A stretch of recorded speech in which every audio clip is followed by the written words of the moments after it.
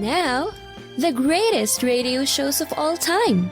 Suspense. The Shadow Node. Washington calling David Harding, counter-spy. Classic radio theater. The Great Gildersleeve. Fibber McGee and Molly. Dragnet.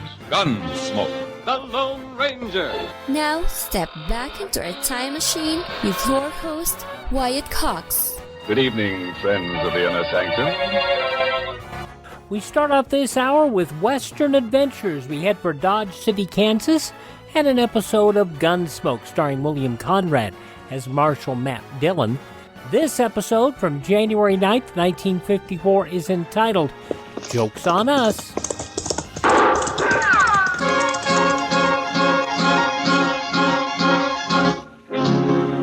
Around Dodge City and in the territory on West, there's just one way to handle the killers and the spoilers, and that's with a U.S. Marshal and the smell of gun smoke.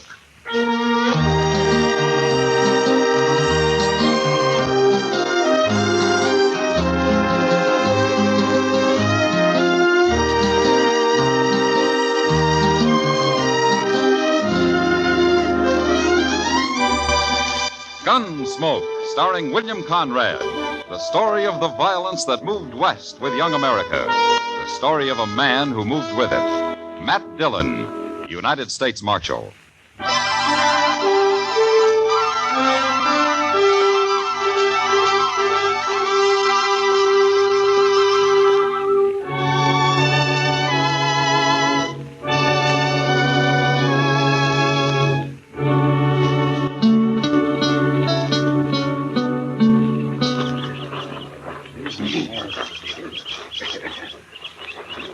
Go bring his horse over here, Benson. Sure, Jake.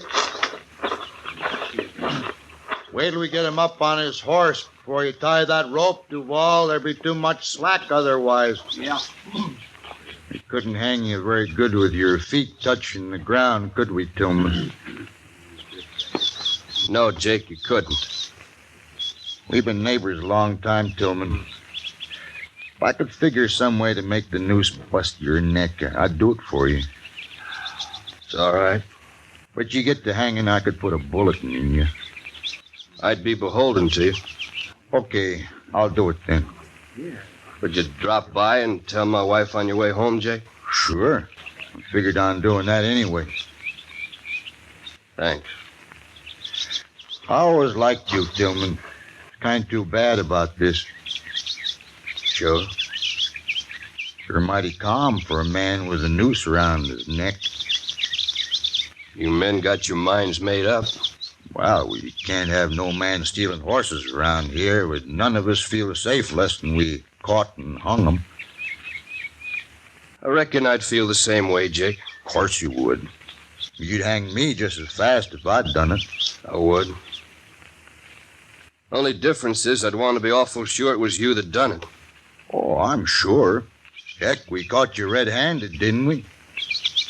Told you 100 times I found them horses running wild. I was driving them back to you. Now, Tillman, you was headed in the other direction. He got away from me. I was trying to turn him back. Excepting we don't believe you. None of us do. Well, ask Jennings. He saw me rounding him up for you.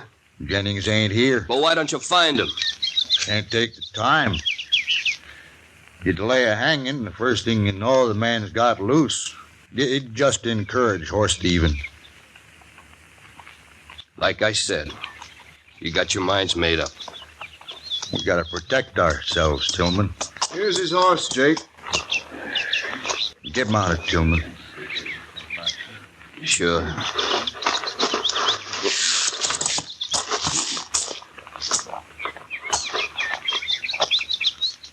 Okay, Duval. Take up the slack and tie it. Hey, look out there, Jake. Someone's coming. So they are. Now, let's get this done. We might have trouble. He's a long way off yet. We got time. You want to slap his horse, Benson? No. You do it, Jake. Okay. So long, Tillman. So long.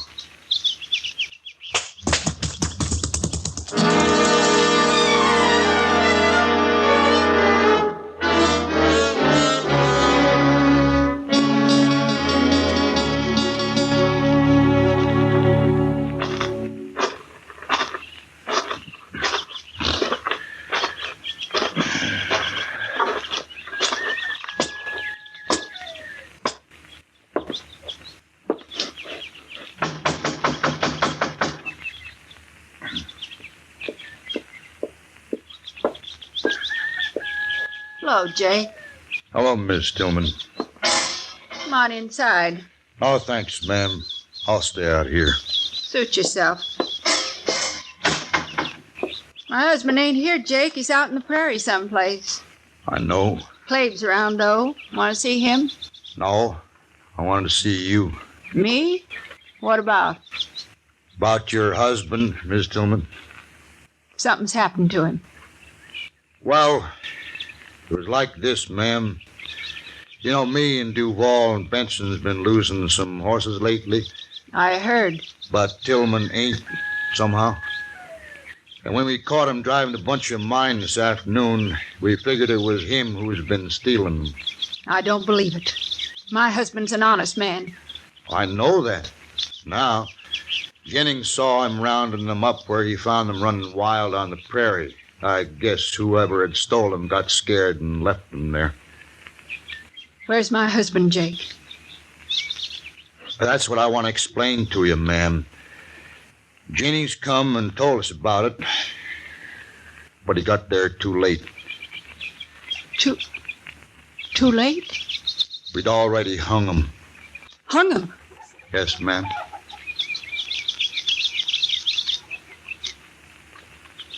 Clave! Clave, come out here! What is it, Ma?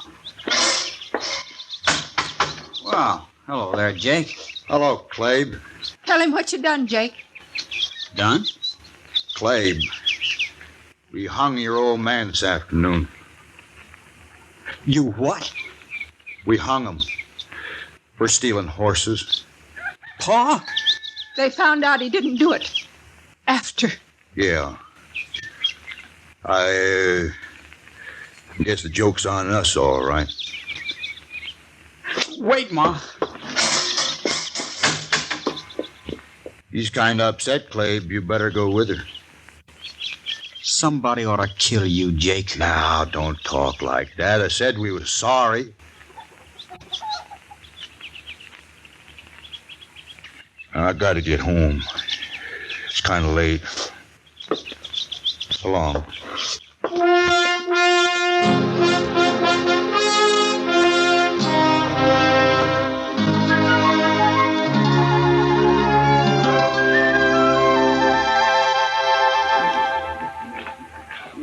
Cheer up, Matt. Spring will be here in a few months. Yeah, sure.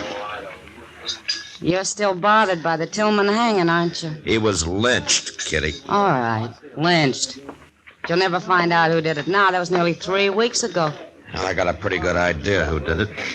And I can't be sure. No? Who? Probably some of the ranchers out there who've been losing horses. Benson and Duval and Jake Kaiser in particular. Benson. I heard he got shot the other night, right in his own house. Yeah, I did. Just a week ago. Maybe his conscience was bothering him, Matt. No? What do you mean? Well, maybe the other two killed him to keep him from talking. Maybe. Well, anyway, he had it coming to him. It's still murder, Kitty. You feel worse about Tillman, don't you? There's nothing I hate more than a lynching. And knowing Tillman, my guess is he was completely innocent. What about Mrs. Tillman and the boy? Do they have any ideas? Well, if they have, they didn't tell me. Well, you've done all you can, Matt. Yeah, sure. I might as well be in St. Louis. Huh? I like St. Louis, Matt. Well, why don't you go, then? I don't know. I guess I'm afraid of the dark. What? What are you talking about? Never mind, Matt. Oh, Matt. Oh, hello, Doc. Oh, hello, Kitty. Sit down, Doc. Oh, thank you. Yeah, don't mind if I do. Say, that fella Duval, Matt. Yeah, what about it? He's over in my office. What? Well, what for? He's been shot, Matt. Shot. Dead. What? His hired hand brought him in. When did this happen? Well, early tonight, he said. You know, it's a funny thing, Matt. Duval was shot through the window of his house with a .50 caliber rifle. I dug the bullet out. Just like Benson. Yeah, I thought it was kind of interesting myself. That makes Jake Kaiser the only one left, Matt. Why, you think Jake did it? I don't know. Well, he's been sitting right over there in a card game since noon. Are you sure of that, Kitty? Well, I was gone for an hour, but he was there when I left, and he was there when I got back. Well, he couldn't have done it in an hour, Matt. No. Look, Matt, he's leaving. Yeah, excuse me. I'll be right back.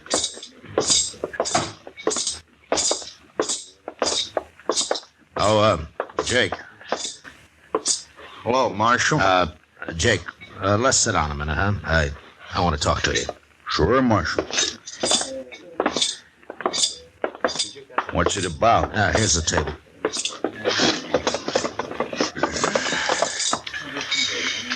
I'm kind of late getting out home.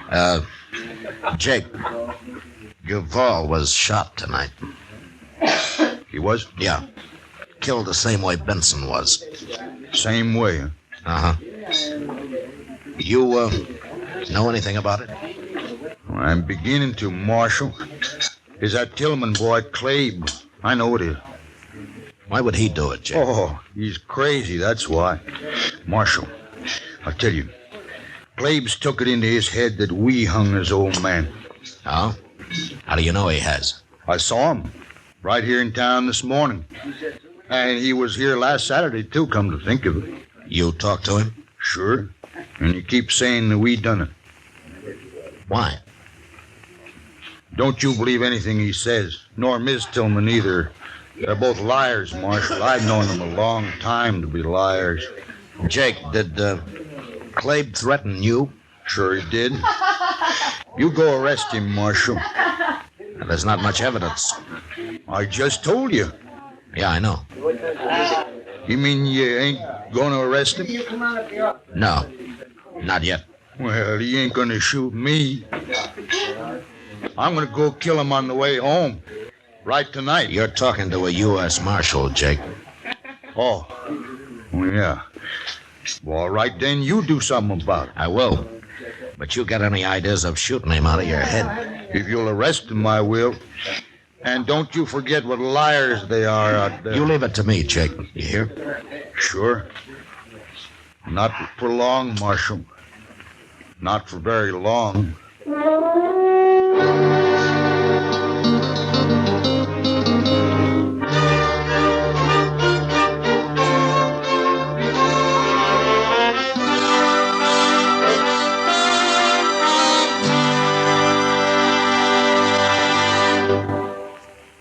We will return for the second act of Gunsmoke in just a moment. But first...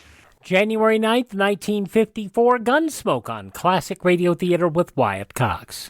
Classic Radio Theater family, you know our friend Mike Lindell has a passion to help everyone get the best sleep of your life. He didn't stop by just creating the best pillow. He created the best bed sheets ever. They look and feel great, which means an even better night's sleep for me, because, you know, I'm working like 67 hours a day.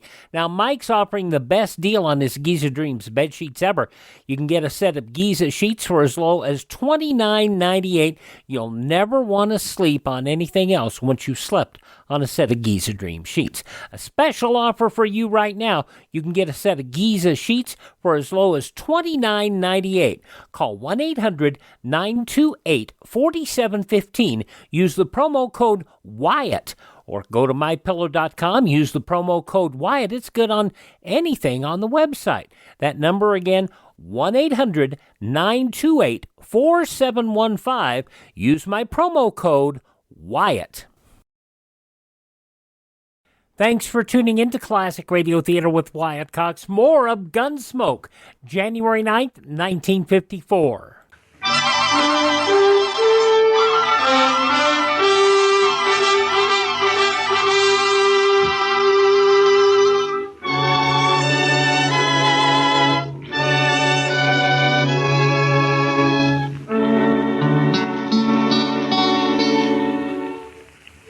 Jake Kaiser was a senseless kind of man, and I knew he'd probably go kill young Clabe Tillman the first time it happened to occur to him again.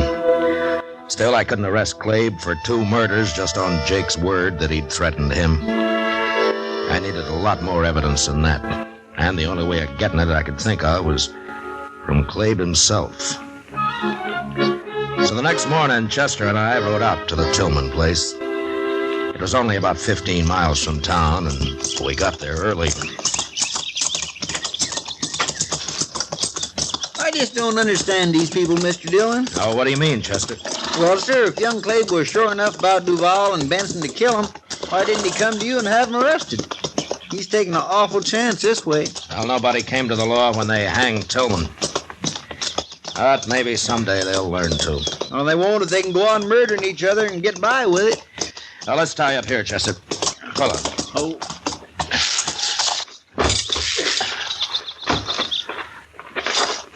Nice place Tillman made here, ain't it? Well, he worked hard on it, Chester. Now, come on, let's see if Clabe's around. All right, sir.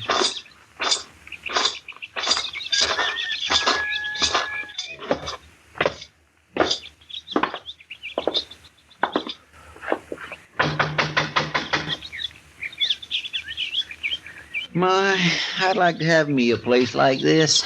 Well, he didn't build it on gambling money, Chester. No, sir. Hello, Marshal. Chester. Morning, Miss Hello, Tillman. ma'am. Come on inside. Thank you.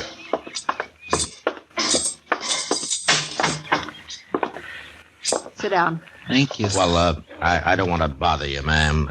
No bother. Well, I was looking for Clabe. I'd like to talk to him. He's out back.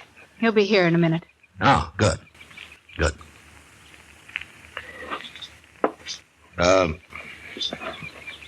Miss Tillman, have you heard about Duval? He was killed last night. All right. Well, don't you care?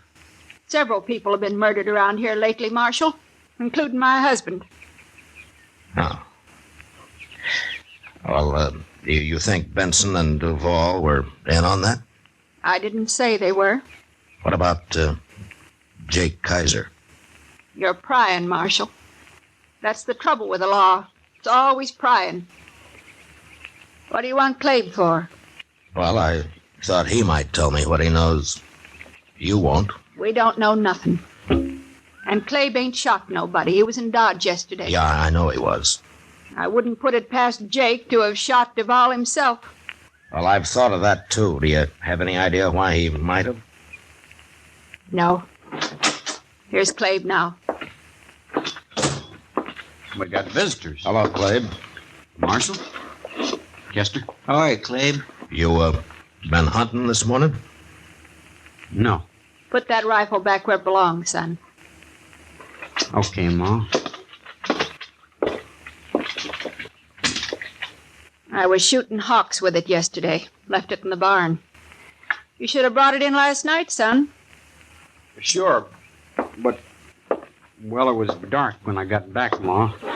I didn't see it out there. Yeah. I should have brought it in myself. What are you doing here, Marshal? Duval was murdered last night, Clabe. He was? Yeah. Shot, same as Benson. Well, what do you know? Jake Kaiser thinks that, you did it. He does, huh? Uh-huh. He also said that you threatened to kill him next. Maybe I oughta. Clabe, don't talk like that. Okay, Ma. How are you going to prove I killed anybody, Marshal? Well, if you have, I'll find out somehow. Go ahead. There's a law against murder, Clabe. They murdered my pa. Where was the law then? I'd have had him in jail right now if I knew who they were. Too bad you weren't there, Marshal. Well, I could still arrest Jake. We don't know nothing about Jake. Do we, son? No. No, we don't know nothing. Leave us alone, Marshal. We got trouble enough. Okay, Clabe. But you'll hang for murder if you kill Jake. Come along, Chester.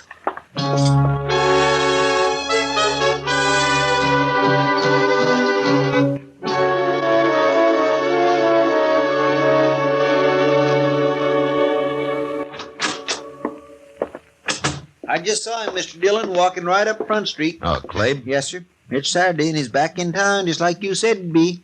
Well, I wasn't too sure, Chester. Jake might have killed him during the week. It must have slipped his mind somehow. I know what you're thinking, Mr. Dillon. Clabe's gonna ride past Jake's place on his way home, ain't he? Well, the man's been killed each Saturday the last 2 weeks. It could happen again. You gonna stop him? Get our horses, Chester. We'll ride out to Jake's. Now? Hadn't we ought to follow Clabe when he leaves? No, it's Jake I want to keep an eye on. I don't understand. Just get the horses, Chester. Yes, sir. And be sure there's a rope on my saddle, huh? We gonna hang somebody? No, now get going. Yes, sir.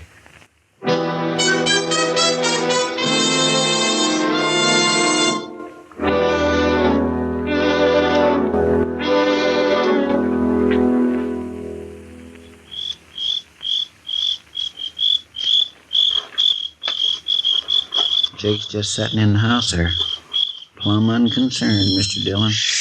And the conclusion of Gunsmoke from January 9th, 1954, when Classic Radio Theater with Wyatt Cox continues following these important words from your favorite radio station. Thank you so much for making us a part of your day.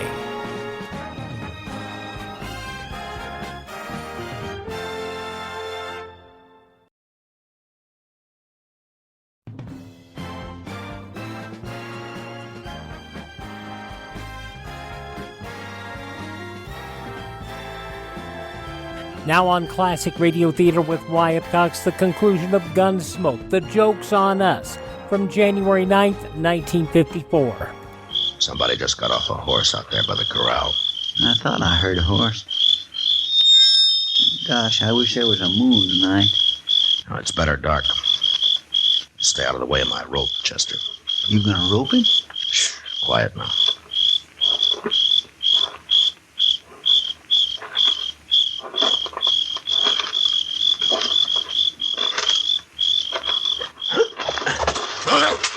All right, now, Chester. All right, grab the rifle, Chester.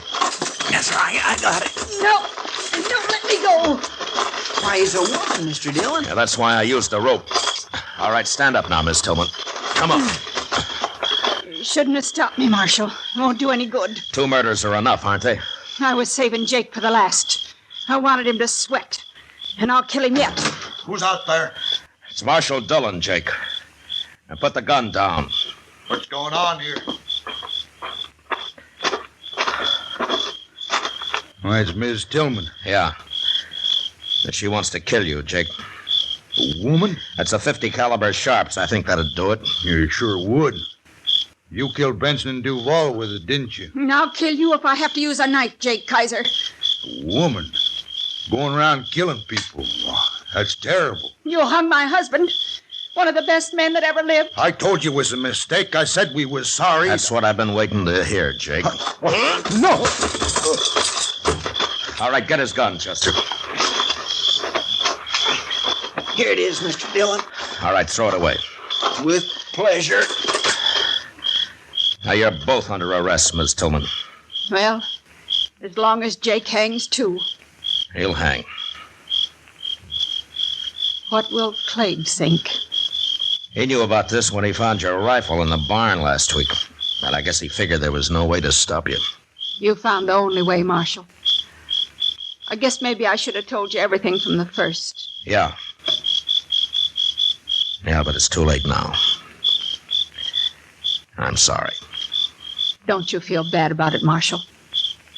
I don't mind. I don't really mind at all.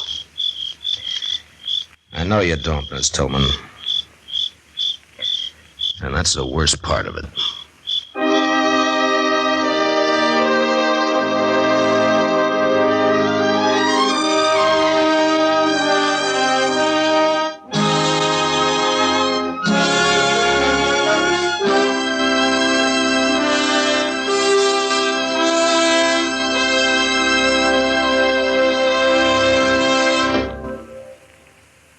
Gunsmoke, under the direction of Norman Macdonnell, stars William Conrad as Matt Dillon, U.S. Marshal. Tonight's story was specially written for Gunsmoke by John Meston, with music composed and conducted by Rex Corey. Featured in the cast were John Daner, Helen Klebe, Sam Edwards, Ted Bliss, and Herb Ellis. Parley Bear is Chester, Howard McNear is Doc, and Georgia Ellis is Kitty. Gunsmoke has been selected by the Armed Forces Radio Service to be heard by our troops overseas. Join us again next week as Matt Dillon, U.S. Marshal, fights to bring law and order out of the wild violence of the West in Gunsmoke. January 9th, 1954, Gunsmoke on Classic Radio Theater with Wyatt Cox. Thanks for tuning in to Classic Radio Theater with Wyatt Cox. Now, Part 1 of the 5-part yours truly Johnny Dollar story, The Todd Matter. This episode originally broadcast January 9th, 1956. From Hollywood, it's time now for Johnny Dollar. This is Orrin Vance. Orrin Vance? Yeah, you sent me up to Ossining 7 years ago, you remember? Huh? Oh, yes, I think I do. You know, I thought a lot about coming out and killing you, Dollar. Mm-hmm. But instead, I'm going to do you a favor. Yeah? Yeah. I think maybe you and I can work out something. You know, this sounds like double talk to me. Don't you give me any routine, Dollar. I heard 'em all. I'm calling you with information about the Todd case. Todd? I don't remember. Well, look it up. It cost your company $75,000. Hey. Hello? Vance?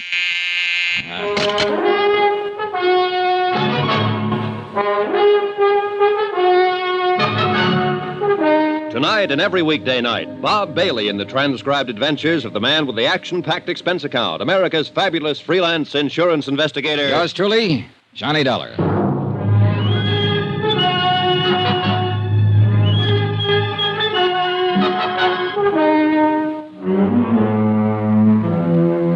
Expense account submitted by Special Investigator Johnny Dollar to 4 State Insurance Company, Wilmington, Delaware.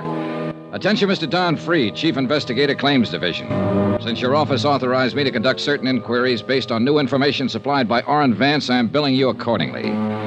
The following is an accounting of expenditures during my investigation of the Todd matter.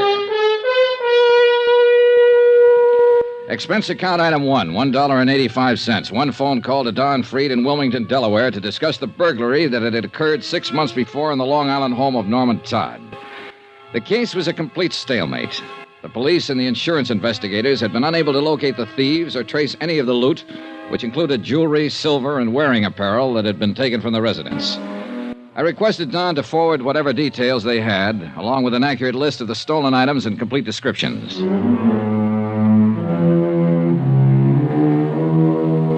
Expense account item 2, $2, cab fare. To and from the Office of International Adjustment Bureau, where I refresh my memory concerning Orrin Vance. A good look at the files, and I remembered him well. Back in 1947, he'd been involved in a well-engineered swindle of the Seaman Clothing Company. Almost got away with it. And it was my investigation and testimony that finally put him behind the bars. Hi. Huh? Vance? Yeah. Oh, hello, Dollar. You haven't changed a bit. You have. Yeah, sure I have. You took 7 years of my life away from me. Did you do what I told you to on the phone? People like you don't tell me what to do, Vance. Come on in. Oh, sure. Thanks. Nice place you got here. Yeah, I like it. Sit down. Tell me what's on your mind. Look, Dollar, don't treat me like a con, huh? Even if I am one. I'll sit down, yeah. I'll have a smoke with you. I'll talk with you. Okay. Okay, have one. Thanks. It's just that everybody's doing it. Treating me like that. Even my wife. Went over to see her the first day I got out. You know what? She wouldn't let me in the house. She gave me $40 and told me to go out and get a decent job. Work hard, she said, and in 6 months, if everything is okay and you're not in any trouble, you can come home to me and the kids. And if not, she says, I'm going to divorce you. Mm-hmm. Well, what do you want me to say? Offer me a seat. Invite me to sit down. I'm a human being, too. Sure. Thanks again. Well? Why, I thought about it a lot. You know, if you hadn't been out to get me 8 years ago, I might have had you over to dinner. Maybe we could have been friends. Yeah, maybe. Now, what's this all about, Vance? Okay. I can't get a job. I'll have to go in business for myself. I need a stake. That's why I called you. Go on. Now, did you do like I asked you to? Look up the Todd case. I called Wilmington about it. There's nothing new happening. I'm happening. That's something new. And I can help. For a price. All right, go on. But I want my name out of the picture. Could you fix that? Probably. But I'd have to talk to the police sooner or later. All I'm asking is your promise to keep my name out of it. Otherwise, it's no go. Well, tell me something about it before I make any promises, Vance. Fair enough. You got a list of the stolen items? Not yet. Won't be here until tomorrow. Now, when it gets here, you'll find it was a mink coat in that lot. I think most of it was jewelry, but it was a mink coat, labeled from Zellerback Furs in New York. And the inside lining carried this serial number, 27356. All right. Take it easy, Vance. Expense account item 3, $2.50. Another long-distance phone call to Wilmington and Don Freed, who verified that the serial numbers furnished by Orrin Vance fitted those in the stolen mink coat. I explained how I'd come about the information at hand, leaving out any mention of names. Freed talked with his boss and phoned me back a half an hour later. You can go ahead and work on it, Dollar. There's a $5,000 reward posted. $5,000? We'll split it between you and your friend, if anything worthwhile turns up. Okay? Suppose it's nothing. Okay. Swindle sheet 2. Right. Okay, Vance. You're in business. How does it work? You tell me where the coat is and who has it, and I'll handle it from there. If it turns out to be anything, you'll get paid for it. All I've had so far is talk. I'll tell you where the coat is and who has it. But before I do that, you give me a check. What? A check for $2,500. You date it 2 days from now. That'll give you a chance to look into it and see if I know what I'm talking about. And you can stop payment any time within 2 days if my tip doesn't work out. Mm-hmm. On the other hand, I'll have the check and bye-bye. Where to?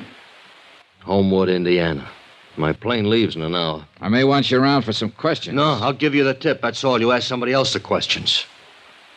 Well? Okay. What's the matter? You afraid? Sure. Haven't you noticed? I'm a stool pigeon.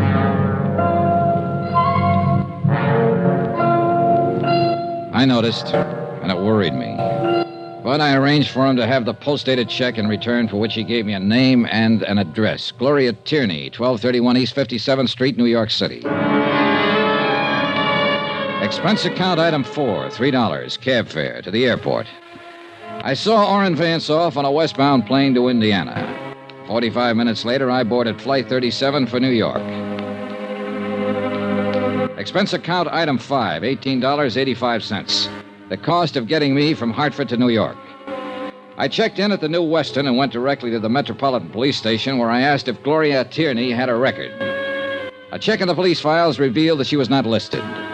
About 7 o'clock, I had a bite to eat, and then I walked over to the 57th Street address, a small apartment building.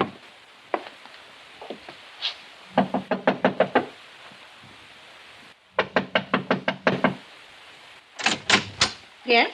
Hello. I'm looking for Gloria Tierney. Oh, you have the wrong apartments right across the hall. I was over there. No one answered. Well, she must be out. I'm the manager here. Would you like to leave your name? I'm Johnny Dollar, but I wonder if you could tell me where to find her. No, I can't, but I'll be glad to give her your name and ask her to call you. Well, that sounds fair enough. I'm at the New Weston Hotel. Oh? You're from out of town? Yes. An old friend of Gloria's? No, I'm just on business. Well, I'll tell her you came by. Good, fine. By the way, how long has Miss Tierney lived here? About a year. Why? Oh, just wondered, thank you. Johnny Dollar, New Weston Hotel? That's right. Wait a minute.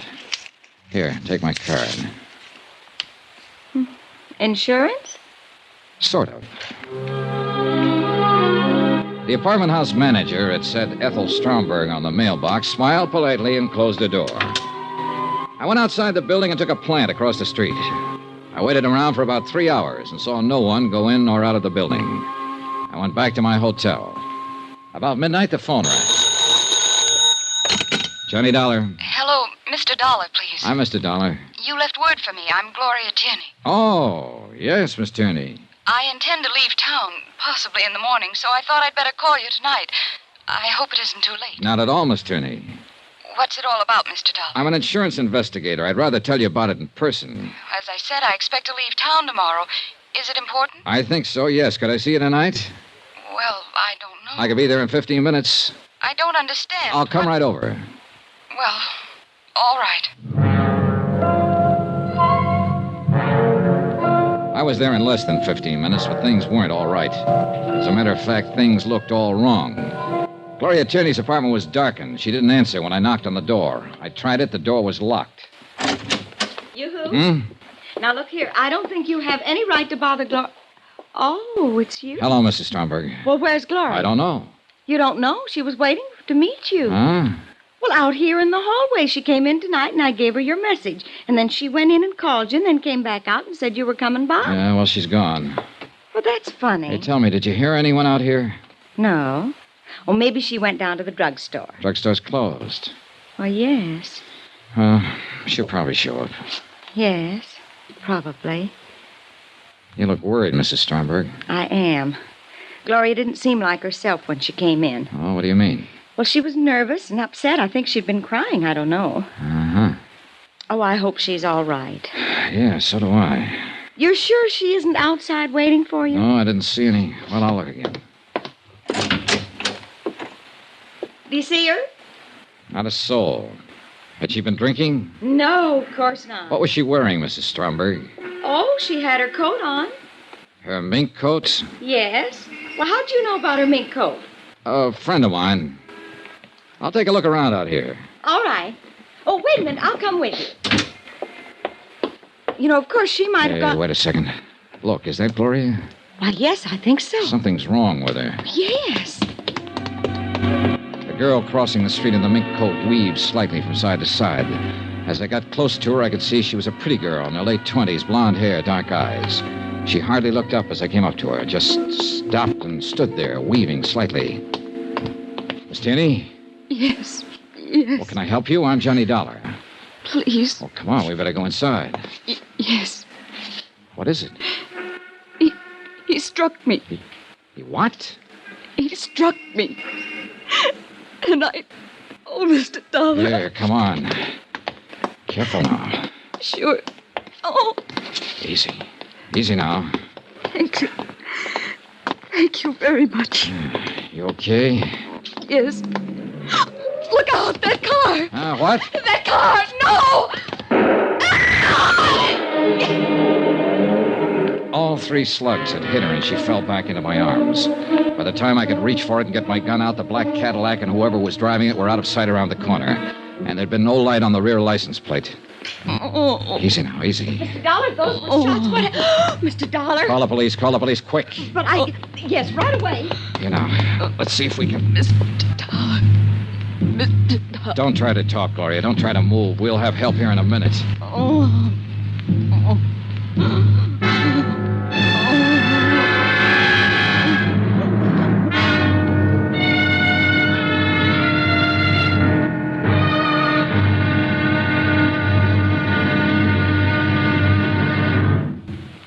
There'll be another intriguing episode in our story of the Todd Matter tomorrow. Tomorrow, the same old business of murder, but with a brand new twist. Join us, won't you? Yours truly, Johnny Dollar.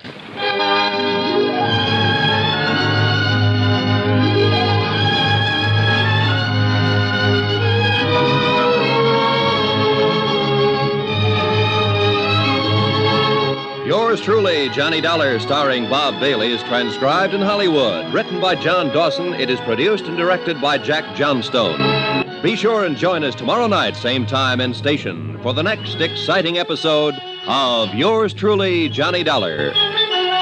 Roy Rowan speaking.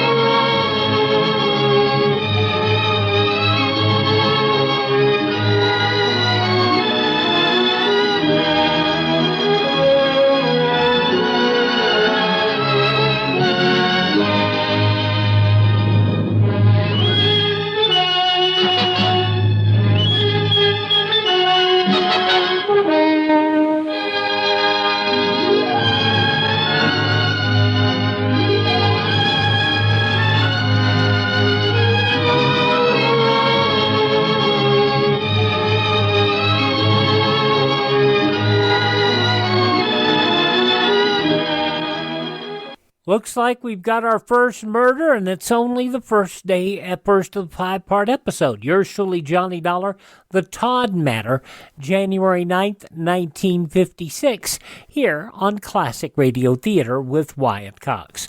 Our friend Ted at RadioMemories.com has a full line of Yours truly, Johnny Dollar episodes, going all the way back to the beginnings in the early 1950s, all of these quarter-hour episodes, and a large number of the half-hour episodes from 1956 all the way to 1962.